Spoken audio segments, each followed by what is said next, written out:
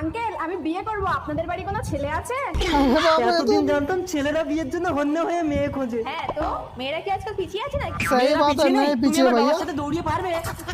अबे ये लंगड़ा है, कैसा भागेगा रे वो?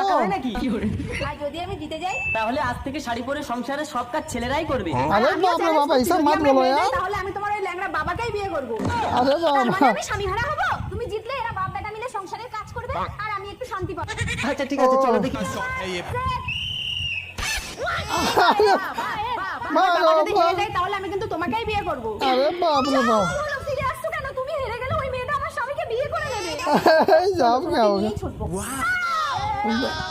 এবার আমার বাবাকে বিয়ে করো। না রে খোকা, আমি জিতিনি। যে মা সন্তানের কান্না শুনে ছুটে গিয়ে সন্তানকে শান্ত করতে পারে সেই তো আসল বিজয়িনী। सही बोले, জিতে एकदम গেছি, बिल्कुल এবার তুমি सही আমাকে बोले। বিয়েটা করো। তুমি ভালোবাসতে জানো তো? সেটা আমার পাড়ার ছেলেদের কাছে শুনে রাখবে। अरे बाप